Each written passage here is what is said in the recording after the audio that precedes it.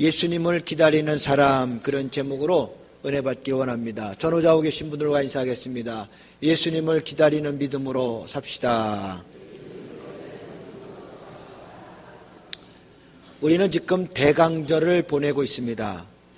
강림절이라고도 합니다. 예수님께서 이 세상에 오시는 날을 기다리면서 우리가 믿음으로 사는 그러한 기간을 말합니다. 예수님이 이 땅에 오셨다는 얘기죠. 주님의 기다림을 또 오심을 기다리면서 성탄을 맞이하는 그런 믿음을 간직하는 시간입니다. 예수님이 왜 이 세상에 오셨을까? 이건 우리 신앙의 핵심이고 가장 중요한 질문이면서 여기에 분명한 대답을 가지고 살아가야 됩니다. 인간이 죄로 인해 멸망할 수밖에 없었을 때 누구도 그 인간을 구원할 수 없었습니다. 왜냐하면 모든 사람은 죄인이기에, 그래서 죄인이 죄인을 구원할 수 없다는 것은 지극히 당연한 것입니다. 이 세상에 죄 없는 분은 오직 하나님밖에 없었으니 하나님께서 직접 사람의 몸을 입고 이 세상에 오셔서 바로 죄를 대신 담당해 주셔 죄 문제를 해결해 주시기 위해서 하나님이 이 땅에 오셔서 우리의 구원의 주가 되셨으니 그 구원의 주님이 바로 예수 그리스도, 하나님의 하나밖에 없는 독생자 예수 그리스도이심을 믿습니다. 그러므로 예수님만이 우리의 구원이시고 우리의 영원한 생명이 되시는 거 믿으시기 바랍니다. 예수님 없이는 누구도 구원받을 수 없기에 이 땅에 살아가는 모든 사람들은 바로 이 땅에 오실 예수님을 기다리는 것이 우리 신앙의 핵심입니다. 주님을 기다리며 살아가는 신앙의 훈련이 매해마다 맞이하는 이 강림절, 대강절기를 지내는 성도들의 모습이어야 되겠습니다. 오늘도 대강절기 두 번째 주일을 맞이하면서 예수님을 기다리는 사람, 그런 믿음의 고백을 가지고 나는 주님을 기다리고 있는지, 주님을 나타나심을 사모하며 살아가는 성도의 모습으로 오늘 내 신앙을 잘 만들어가는 귀한 성도가 되시기를 주님의 이름으로 간절히 축원합니다. 예수님께서 이 땅에 오셔서 제자들을 부르실 적에 하셨던 말씀이 나를 따르라 였습니다. 나를 따르라 하시는 말은 예수님을 잘 따라오라는 뜻이죠.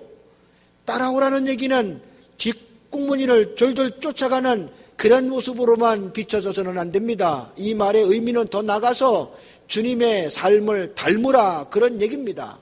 예수님처럼 살으라, 그런 얘기입니다. 이제까지 죄된 모습으로 살았던 모든 인생들은 자기 모습, 자기 생각, 자기 뜻대로 살지 말고 이제는 하나님의 뜻을 그대로 이 땅에서 보여주신 예수님 모습을 그대로 간직하며 살으라 하시는 말씀이 나를 따르라는 말씀 속에 담겨있는 뜻입니다. 주님이 걸어가신 그 길을 그대로 걸어가는 것, 그게 우리 기독교 신앙의 핵심인 거죠. 세상 종교는 돌을 닦고 내가 굉장한 초인적인 능력을 발휘하고 놀라운 이 사람의 모습을 가지고 살면은 대단한 줄 알고 그 사람을 쫓아가고 그 사람을 드러내고 그 사람을 나타내면서 그렇게 최고의 가치로 여기고 있지만, 그러나 우리 그리스도의 신앙은 점점점 나는 그리스도 안에서 없어지고 오직 나로 인해서 예수님만 나타나게 된다는 것, 그게 바로 예수님 닮은 삶의 핵심인 것입니다. 인간은 누구나 다 본능적으로 자기의 성질이 있고 자기 기질이 있고 자기 근성이 있어요. 그런데 이 근성, 이 기질대로 산다면 멸망의 길, 죄악의 길을 걸어갈 수밖에 없으니 그런 근성 다 버리고 내 안에서 이제 영원한 생명 되시는 예수님 모습을 갖추며 살아야 된다 하시는 말씀이 주를 따라가는 삶의 모습인 겁니다. 이렇게 살아갔던 사람들 가운데 잘 산 사람이 성경에 하나 나오는데 그 사람이 바로 사도 바울입니다. 바울이 그런 얘기하죠. 날마다 나는 죽노라. 내 안에서 사시는 이 예수 그리스도.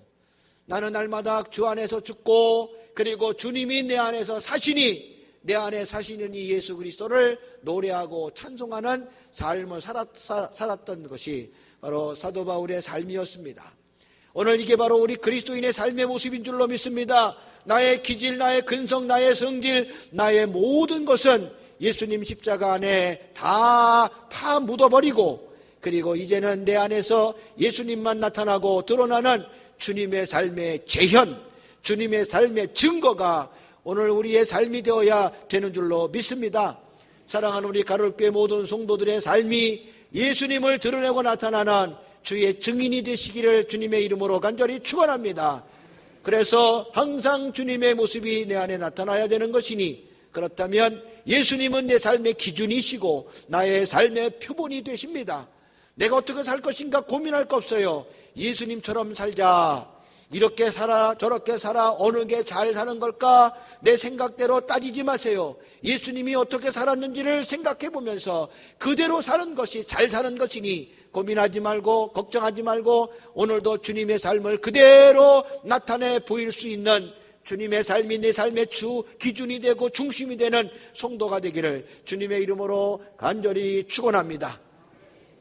예수님의 삶 가운데서 우리가 특별히 따라가야 될 본을 이루어야 될 삶이 하나 있다면 바로 기도의 삶이 아닌가 생각이 됩니다.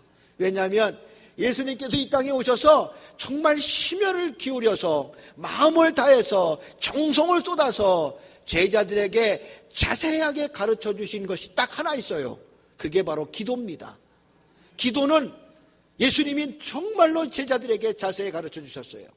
기도하는 자세, 기도하는 장소, 기도하는 태도, 기도하는 마음, 더 나아가서 어떤 내용으로도 기도해야 되는지 기도 내용까지 너희는 이렇게 기도해야 된다. 기도의 샘플까지 보여주면서 하늘에 계신 우리 아버지여 이름이 거룩히 여김을 받으시오며 나라가 임하오시며 뜻이 하늘에서 이루어진 것 같이 땅에서도 이루어지게 하소서. 주기도문을 자세하게 가르쳐 주신 것은 기도를 가르치신 주님의 모습, 얼마나 중요했으면 이렇게 자세하게 가르쳤을까 하는 주님의 모습을 본받게 깨닫게 되는 겁니다. 주님은 이 세상에서 우리들에게 가르쳐 주신 것은 단 하나, 기도입니다. 다른 거 안 가르쳐 주셨어요. 장사 잘하는 법, 주님이 장사 했으면 잘했을까요? 못했을까요? 전능하신 분이니까 잘했을 거예요. 주님이 사업을 했으면 잘했을까요? 못했을까요? 두 번째 물으면 대답 좀 잘해 주시기 바라요. 잘했을까요? 못했을까요? 잘했을 거예요.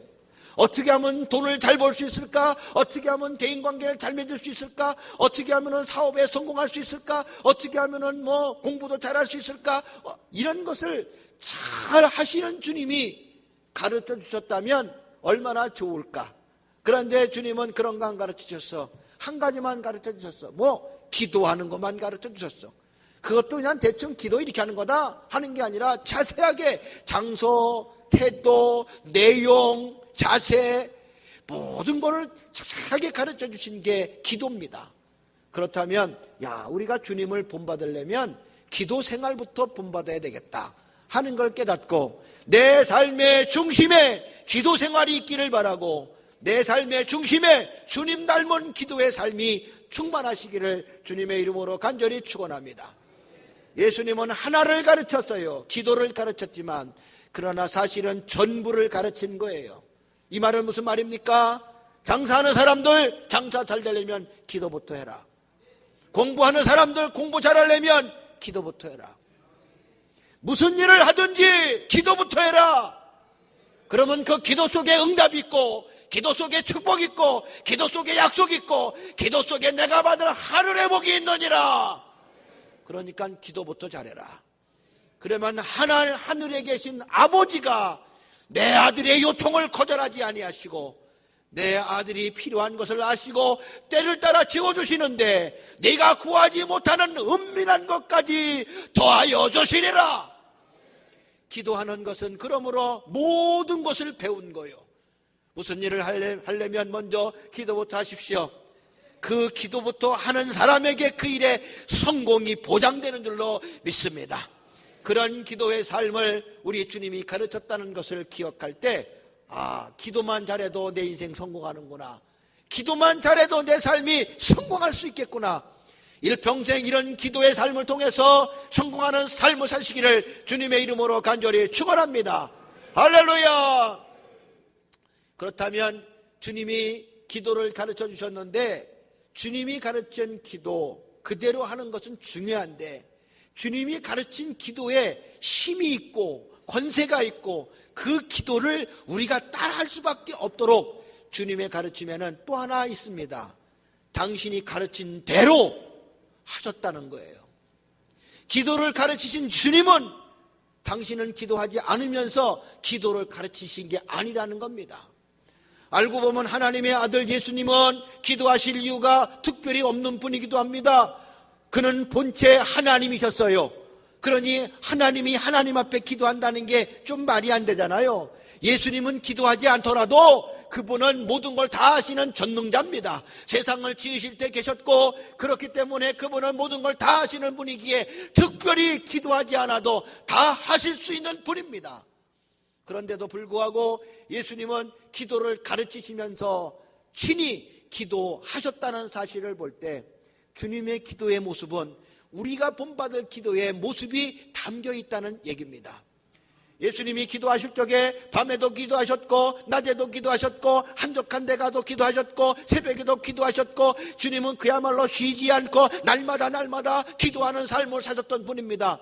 그런데 주님의 기도 가운데서 우리에게 정말 감동이 되고 교훈이 되는 기도를 하나 꼽으라면 오늘 본문의 겟세마네에서 기도하는 얘기입니다. 겟세마네의 기도, 얼마나 처절한 기도입니까? 십자가를 눈앞에 두고 그 십자가의 고통을 다 짊어지고 가야 되는 이 어려운 사명 앞에서 예수님의 그 땀 흘리는 기도, 피 흘리는 기도, 얼마나 처절한 기도입니까? 그런데 그 기도 속에서 우리는 참으로 기도의 본을 배우고 기도의 핵심을 배울 수 있으니 기왕의 기도에 성공하시려면 주님의 기도 속에서 기도 성공하는 성도가 되기를 주의 이름으로 간절히 축원합니다. 기왕의 기도 생활 제대로 하려면 주님이 하셨던 기도 그대로를 재현함으로써 오늘 내 기도에 성공하고 하나님의 응답을 끌어낼 수 있는 복된 성도가 되기를 주님의 이름으로 간절히 축원합니다. 예수님은 이렇게 가르치시기만 한 게 아니라 가르치신 그대로 행하심으로 오늘 우리의 교육에 절정을 이루시고 감동을 주시고 성공하시는 교육의 역사를 만드셨으니 사랑하는 성도 여러분, 우리가 뭘 얘기하는 게 중요한 게 아니라 얘기한 그대로로 사는 게 더 중요하다는 걸 깨닫고 가르쳤다면 가르친 대로 살아가는 성도가 되기를 주의 이름으로 간절히 축원합니다. 목사인 저는 설교를 하는 사람이기에 늘 가르치는 입장에 있다 보면 있게 됩니다. 그래서 가르치긴 참 잘해요. 그런데 문제는 네가 가르친 대로 사느냐? 참 여긴 저도 자신 있게 말할 수가 없어요. 여러분은 저의 사생활을 모르기 때문에 그렇게 사납이다 하고 말지만 제 아내는 제 사생활을 보기 때문에 항상 아내 앞에 서면 제가 떨려. 가끔씩 그런 얘기해요. 아니 목사님 오늘 설교는 그렇게 해놓고 왜 나한테 화내요?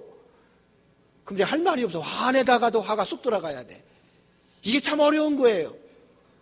그런데 주님은 그렇게 사셨어. 그래서 주님의 가르침에는 권세가 있고 주님의 가르침에는 힘이 있고 모든 사람이 따라야 될 본이 그 안에 있습니다. 기왕에 기도하는 삶을 살려면 예수님의 겟세마네 기도를 잘 배우셔서 기도에 성공하는 성도가 되기를 주님의 이름으로 간절히 축원합니다.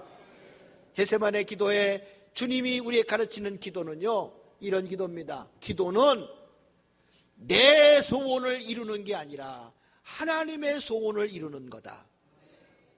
오늘 우리가 기도할 때마다 내 소원을 하나님께 드릴 때가 사실 많죠. 기도 왜 합니까? 내 소원이 있어 할 때가 많아요. 이것도 해야 되고 저것도 해야 되고 그것도 해야 되고. 왜? 내 상황이 그래요. 내 상황이 이렇기 때문에 이 상황을 해결하기 위해서는 전능자에게 내 상황을 보고해주고 이 상황을 해결해 달라고 내 소원을 하나님께 아뢰는 거. 사실 오늘 우리 기도의 시작은 여기서부터 시작된다는 겁니다. 오늘 겟세마네 기도도 예수님이 바로 그렇게 시작했어요. 내일에 당할 십자가의 고통, 이 고통이 얼마나 큰 겁니까? 십자가의 고통, 너무너무 처절한 고통입니다. 그래서 이것 때문에 기도하시는 주님, 얼마나 다급하고 얼마나 처절한 그런 기도를 들으셨으면 땀방울이 핏방울 되도록 떨어질 만큼 기도했으니 주님의 소원이 지금 이 십자가의 고통 때문에 너무너무 간절했다는 겁니다. 우리는 상황 때문에 내 삶의 소원이 생깁니다. 고통스러우니까 고통을 해결하려는 상황이 생기고, 배고프니까 밥 달라는 상황이 생기고, 목마르니까 물 달라는 상황이 생기니, 그러므로 내 목마름을, 내 배고픔을, 나의 고통을 해결하기 위해서 나의 소원을 해결해 달라고 하나님 앞에 기도하는 거 당연한 거죠. 나도 그렇게 기도했고 여러분도 그렇게 기도하셨을 거고, 오늘 주님도 그렇게 기도를 시작하고 계시는 것을 볼 수가 있어요. 지금 주님의 기도가 무슨 대단한 기도입니까? 굉장한 거 해달라는 기도입니까? 아니잖아요. 십자가의 고통을 면하게 해달라는 거잖아요. 오늘 어떤 분은 이 주님의 기도가 마치 죽음을 면하게 해달라는 기도처럼 들리는데, 아닙니다. 오늘 주님의 기도는요, 죽지 않게 해달라는 기도가 아니라 죽긴 죽는 거야. 왜? 죽으러 왔잖아. 죽어야 인간이 구원받고, 죽어야 세상에 구원받기에 예수님이 죽지 않으면 인간의 죄가 그대로 존재하기 때문에, 그래서 예수님은 죽어야 되는 게 맞습니다. 주님은 죽으려고 왔다고 스스로도 말씀하셨어요. 그런데 중요한 거는 죽긴 죽되 고통 없이 죽어도 되잖아요. 죄값은 사망이기에 죽기만 하면 되는 거 아닙니까? 그런데 왜 굳이 죽기까지 고통을 당해야 됩니까? 죽는 과정도 고통 없이 죽을 수 있잖아요. 그런데 지금 상황을 보니까, 하나님이 이끌어가는 상황을 보니까 이거는 죽긴 죽는데 너무너무 큰 고통이 그 앞에 있다는 거. 그래서 주님의 소원이 생긴 거예요. 아버지, 이 소원을 내가 좀 내 소원을 들어달라고. 왜? 내가 지금 심히 고민하여 죽게 되었단 말이에요. 심히 고민하여 죽게 되었기에, 그래서 고통스러운 이 문제 앞에 주님은 지금 소원이 생겨서 하나님 앞에 기도하는 거예요. 호화호식 해달라는 것도 아닙니다. 잘 먹고 잘 살라는 기도도 아닙니다. 그냥 남의 죄 때문에 죽는데 죽긴 죽되 고통이라도 없게 해달라는 그거, 지극히 당연한 기도 아닙니까? 대단한 거 달래는 것도 아니고 지극히 당연한 거 하나님께 그런 소원이 생겨 구하고 있는데, 당연한 기도를 주님이 드리고 있으니까 우리는 이 문제가 무슨 문제가 될까, 당연한 기도가 아닐까 생각하는 겁니다. 39절 말씀 보면, 조금 나가사 얼굴을 땅에 대시고 엎드려 기도하여 이르시되, 내 아버지 할만하시거든 이 잔을 내게서 지나가게 하옵소서. 이 잔이라고 하는 것은 십자가의 고통의 잔을 말하는 겁니다. 이거 지나가게 해달라는 거. 그런데 여기에 진정한 기도의 핵심이 있을까요? 그렇지 않습니다. 그 다음에 이어지는 주님의 기도 속에 기도의 핵심이 있어요. 그러나 나의 원대로 마옵시고 아버지의 원대로 하옵소서. 나의 원이 있어요. 왜? 십자가 고통이라고 하는 상황이 다가오니까 원이 생겼어. 어려우니까 내 원이 생겼어. 힘드니까 내 원이 생겼어. 그런데 그 원을, 내 원을 해결하려고 기도하는 건, 그건 온전한 기도가 아닌 것이 주님이 겟세마네 기도에서 가르친 내용입니다. 기도는 내가 고통스러워서 원이 있을지라도 하나님의 원을 이루어 드리는 게 기도의 핵심이다. 오늘 우리가 하나님께 드리는 기도에는 하나님의 원을 이루는 기도가 있어야 합니다. 나의 야망을, 내가 꾸는 꿈을 이루기 위해서 하나님께 구하는 내 원의 기도가 아니라, 하나님이여, 내가 큰 인물이 되고 내가 세상에 나가서 잘 살고 잘 먹어도 그것이 내 원이 아니라 하나님의 원이 되어서 하나님의 원이 내게 이루어지게 해달라고. 그것이 고통을 당하는 게 하나님의 원이라면 그 고통도 내가 짊어질 수 있도록 해달라고. 그게 바로 기도하는 자의 바른 태도임을 말씀하고 있는 것이죠. 예수님은 그래서 고통스러워서 자기 원을 하나님께 드렸지만 그건 온전한 기도가 아니기에, 그러나 내 원대로 마옵시고 아버지 원대로 되게 하소서. 고통도 하나님이 당해야 된다고 원하신다면 짊어지고 가게 하옵소서. 그러므로 고통을 면하게 해달라는 기도보다는 주여 이 고통을 이길 수 있도록 힘을 달라고 하는 기도가 더 정확한 기도의 삶인 줄로 분명히 믿습니다. 지금까지 우리가 하나님 내 소원을 이뤄달라고 내 소원만 아뢰는 그런 청구서 같은 기도였다면, 이제는 나를 통해 하나님의 소원을 이룰 수 있는 하나님의 뜻을 이루는 기도가 되어야 될 줄로 믿습니다. 사도 바울은 자기가 육체에 가시가 있어서 하나님께 3번이나 기도했어요. 육체의 가시, 얼마나 아팠으면 그거 갖고 그렇게 기도했을까? 하나님 앞에 이 가시 좀 제거해달라고 자기가 고통스러우니까 기도를 했어. 근데 하나님께서 응답을 주셨어. 그냥 고통을 당해라고, 그냥 가시에 찔리라고. 왜냐하면 사도 바울이 굉장한 능력가 아닙니까? 죽은 자도 살렸어요. 병든 자 고쳤어요. 귀신 내쫓았어요. 그에게는 성령이 행하시는 각종 각양의 능력이 나타났으니 사람은 얼마든지 그렇게 하면 교만해질 수 있어요. 사람들이 말이죠, 가진 게 없으니까 그렇게 고개 숙이는 거지, 가진 거만 있어봐요, 얼마나 뻣뻣한지 몰라요. 얼마나 어깨에 힘들어가는지 몰라요. 이게 본성이요, 본성. 죄악의 본성, 교만이 죄악의 근성이요. 그래서 교만은 패망의 원인이고 넘어짐의 앞잡이입니다. 특히 주님의 일을 하는 사람들은 교만하면 절대로 성공할 수 없어요. 하나님은 교만한 자는 물리치시고 겸손한 자에게 은혜를 베풀어 주신다 했으니, 사랑하는 귀한 성도여, 은혜 받고 성공하려면 겸손하라. 이게 하나님의 나를 향하신 뜻인 줄로 믿습니다.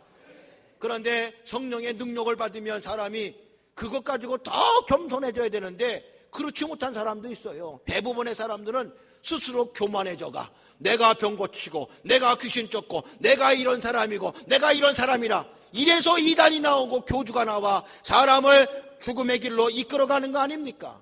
한국에 나타났던 대단한 이단들을 보면 다 성령의 능력 받고, 그 능력 받으니 교만해져서 제가 하나님 노릇하다가 망가진 사람이 한두 명입니까?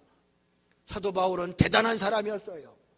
하나님이 그를 통해서 이방의 구원을 이루기 위해서 하나님이 선택하신 그릇인데, 그가 하나님이 그렇게 쓰시려고 주신 능력 가지고 혹시 교만할까 봐 하나님은 교만하지 않고 늘 겸손하라고 그에게 안전장치로 가시를 그의 몸에 담아 놓으시고, 남의 병을 고치면서도 제 병을 못 고치니 교만할 거 없잖아요. 남의 병 고쳤다고 의시될 거 없잖아요. 자기 병도 못 고치는데, 남의 병은 고치나 자기는 여전히 아픈데, 그러니 교만할 거 없잖아요. 그래서 하나님은 그에게 육체의 가시를 주시고 교만할 때마다 콕콕콕 찔러가며 겸손하게 하셔서, 사도 바울은 그 가시 때문에 평생토록 주님이 부르시는 날까지 겸손하게 주님의 일을, 능력 있는 사역을 감당했던 그런 하나님의 사도인 줄로 믿습니다. 그가 육체의 가시가 너무나 커서 하나님 이거 옮겨달라고, 제거해달라고, 당연한 기도죠. 우리 그런 기도하는 거 맞습니다. 그런데 하나님이 응답하셨어. 내 은혜가 내게 족하도다. 내가 내게 가시를 준 것은 내가 자고하지 않게 함이로라. 네게 가시를 준 것은 네가 교만하지 않게 하려고 하는 것이니, 오늘 가시로 찔림받고 고통당하는 게 그게 바로 은혜다. 바울은 그때 하나님의 뜻을 알고 가시로 찔리는 것을 더 이상 제거해달라 기도하지 아니하고, 그걸 은혜로 받고 평생 가시를 가슴에 안고 주님의 일을 감당할 수 있었으니, 그가 평생 교만하지 않고 넘어지지 않게 끝까지 주의 일을 감당할 수 있었던 건 가시 때문이었다는 사실을 볼 수가 있는 것이죠. 우리 기도는 주여 가시를 제거해달라는 게 아니에요. 그 가시로 인해서 하나님의 뜻이 이루어진다면 뜻을 이룰 수 있도록 내가 가시를 짊어지고 가겠나이다. 이게 겟세마네의 기도요, 기도의 본을 이루시는 우리 주님의 가르침입니다. 내 소원을 이루는 기도 말고 주님의 소원을 이루는 기도, 이런 기도를 통해 기도의 성공자가 되시고 능력받는 성공자 되시기를 주님의 이름으로 간절히 축원합니다. 또한 기도하는 사람은 어떤 기도를, 어떻게 기도를 해야 되느냐 하면은 시험에 들지 않도록 기도해야 됩니다. 오늘 주님이 제자들에게 그럽니다. 야, 내가 지금 십자가의 고통 앞에서 심히 고민하여 죽게 되었다. 이제 너희가 나를 위해서 좀 기도해달라. 주님이 그들에게 기도 부탁을 하십니다. 그 기도 부탁은 마치 주님의 고통과 주님의 아픔을 위해서 제자들이 좀 대신 기도를 해주는 기도의 협력자가 되라는 말씀처럼 들리는 이야기입니다. 그래서 주님이 그들의 기도 부탁을 하고 주님이 한적한 곳에 가서 기도하시고 나서 제자들에게 와 보니까 제자들이 기도는 안 하고 자고 있단 말이죠. 40절, 제자들에게 오사 그 자는 것을 보시고 베드로에게 말씀하시되 너희가 나와 함께 한 시간도 이렇게 깨어 있을 수 없더냐. 주님이 지금 고통당하고 죽음의 직전에서 고통의 직전에 있는데 너희는 지금 나를 위해서 기도할 수 없느냐, 이런 소리로 들릴 수 있단 말이죠. 그런데 주님이 지금 그들에게 기도를 부탁하신 거는 내가 지금 십자가 고통을 잘 지어달라, 질 수 있도록 하는 기도의 부탁이 아니고 가만히 보니까 너희들 자신을 위해서 기도하라는 거예요.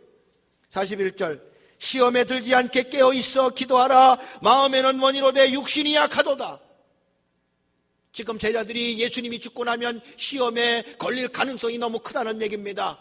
지금 예수님의 십자가와 그 죽음은 제자들에게는 심각한 문제입니다. 왜요? 예수님이 어떤 분입니까? 제자들에게 예수님은 집도 버리고 처와 자식도 버리고 직장도 버리고 배도 버리고 그물도 버리고 자기 인생에 온전히 예수님께 쏟아도 될 만큼 굉장한 능력 있는 그런 분이라고 생각했기에, 그래서 예수님 때문에 자기 신세가 펼 것이며 지금은 다 벤털털이 될지 몰라도 예수님 때문에 자기 인생이 바꿀 거라고 생각하고, 그래서 모든 걸 다 예수님에게 투자한 거야.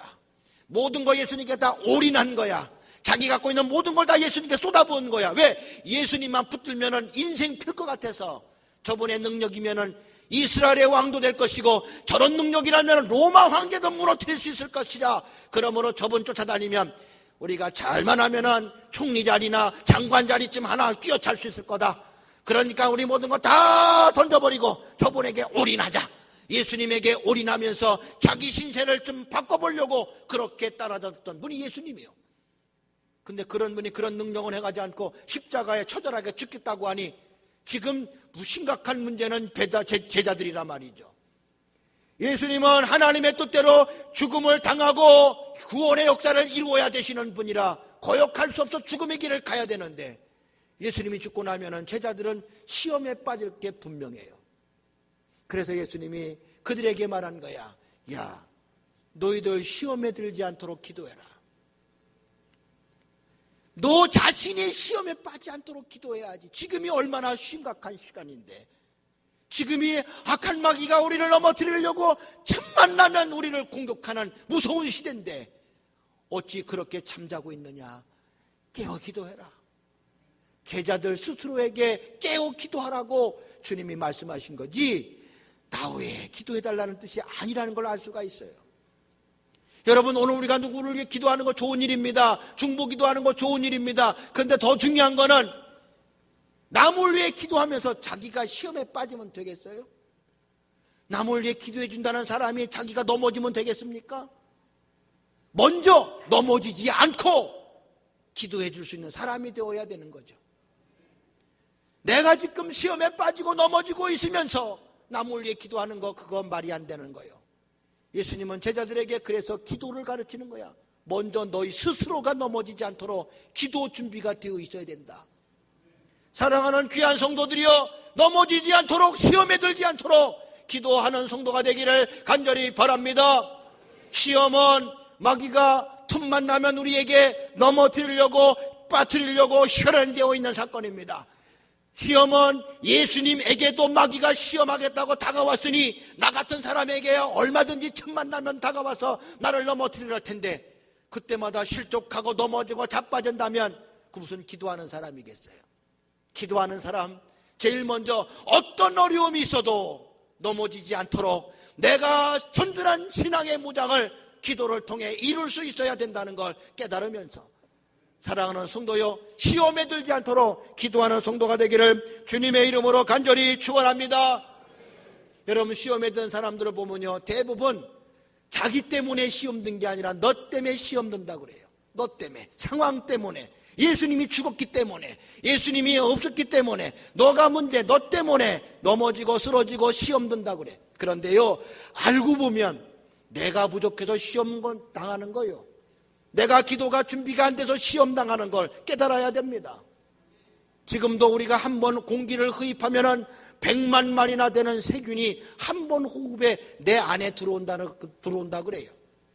우리는 호흡할 때마다 수없는 유해 물질을 들이마시게 된다는 것. 좋은 공기도 마시지만 나쁜 공기도 들이마셔 내 몸을 상하게 하고 아프게 하고 각종 세균들이 내 안에 들어와서 힘들게 한다는 거예요. 그런데 어떤 사람은 똑같이 호흡했는데 아직도 건강한데, 어떤 사람은 똑같이 호흡했는데 콧물이 흘리고 기침을 하고 목이 아프고 열이 나고 뭐 그냥 죽고 싶은 생각이 들고 막 그럽니다. 이유는 똑같이 세균을 마셨는데 왜 이 사람은 괜찮고 이 사람은 문제가 될까? 간단해요. 그 사람은 면역력이 떨어졌고 그 사람은 건강이 약해졌고 어떤 세균도 내가 이길 수 있는 그러한 체력이 준비되지 않았기 때문에, 그래서 병들게 되고 감기도 오게 되고 넘어지는 거예요. 그러나 건강한 사람은 어떤 상황이라도 절대로 감기에 걸리지 않습니다. 어떤 상황이라도, 똑같은 상황이라도, 여러분, 어떤 사람은 시험에 빠지고 어떤 사람은 시험에 안 빠져요. 간단해요. 기도로 늘 준비된 사람은 아무리 악한 상황이라도 넘어지지 않아요. 그런데 기도로 준비되지 않는 사람은 결국은 넘어질 수밖에 없고, 그것은 결국 내가 준비 못해 넘어지게 된다는 걸 깨닫고, 항상 시험에 빠졌다, 남 탓하지 말고 나의 부족을 탓할 수 있는 지혜가 있기를 간절히 바랍니다. 그래서 오늘 제자들에게 예수님 말합니다. 시험에 들지 않도록 깨어 기도해라. 사랑하는 성도들에게 울리는 생명의 말씀이 되기를 주님의 이름으로 간절히 축원합니다. 겟세마네 기도에서 우리가 배울 수 있는 주님의 기도의 본은요, 기도는 일회성이 아니고 계속성이다. 따라합시다. 기도는 일회성이 아니다. 할렐루야. 기도는 한 번 하고 끝나는 게 아니다 말이죠. 왜? 예수님도 짧은 시간 기도하시면서 3번씩 똑같은 기도를 하셨어. 오늘 본문 42절 말씀 보니까 다시 두 번째 나아가 기도하여 이르시되 내 아버지여, 만일 내가 마시지 않고는 이 잔이 내게서 지나갈 수 없거든 아버지 원대로 되기를 원하나이다. 이 잔을 내가 안 지면 좋겠으나 그러나 아버지 원이라면 지고 가겠다는 얘기입니다. 그 똑같은 기도를 한 번 더 하세요. 44절 또 그들을 두시고 나아가 3번째 같은 말씀으로 기도하신 후, 그러니까 동일한 기도를 3번 하신 거야. 그러니까 기도를 계속했다는 거예요. 한 번 기도하고 나서 또 하셨고 또 하셨다는 거예요. 사도 바울도 육체의 가시를 없애달라고 3번 기도했다고 그랬어요. 기도는 계속적으로 반복적으로 하는 거예요. 그러면 언제까지 해야 됩니까? 간단해요. 응답 올 때까지. 기도는 응답 올 때까지 하는 겁니다. 근데 어떤 기도는 한 번 해서 응답되는 게 있지만 어떤 기도는 10번 해도 응답이 안 올 때가 있어. 어떤 기도는 죽을 때까지 해도 응답이 안 오는 게 있어. 그 기도는 죽을 때까지 해야 될 기도야. 그러나 분명한 것은 응답은 반드시 옵니다.